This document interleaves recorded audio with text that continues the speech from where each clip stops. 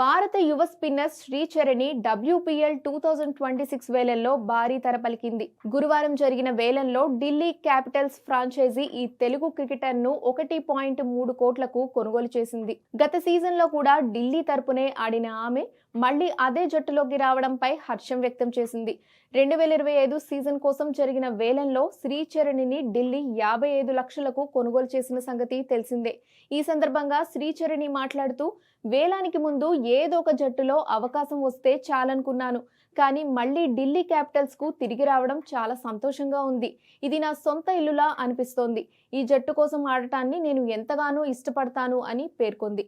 21 ఏళ్ల శ్రీచరణి ఢిల్లీ క్యాపిటల్స్ లో మరోసారి భాగమైనందుకు గర్వంగా ఉంది. జట్టు విజయానికి నా వంతు సహకారం అందించేందుకు ఇది మరో మంచి అవకాశం అని తెలిపింది. ఈ వేలంలో ఢిల్లీ క్యాపిటల్స్ శ్రీచరణితో పాటు దక్షిణాఫ్రికా captain Laura Wolvaardt, West Indies all rounder Chinelle Henry, భారత స్టార్ స్నేహ్ రాణాను కూడా దక్కించుకుంది. శ్రీచరణి ఎంపికపై స్నేహ్ రాణా స్పందిస్తూ, మా జట్టు చాలా బలంగా కనిపిస్తుంది.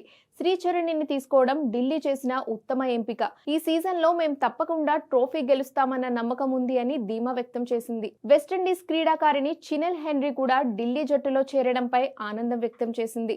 వేలం సమయంలో చాలా ఉత్కంఠగా అనిపించింది. ఇప్పుడు ప్రశాంతంగా ఊపిరి పీల్చుకుంటున్నాను. DC కుటుంబంలో చేరబోతున్నందుకు చాలా సంతోషంగా ఉంది అని తెలిపింది.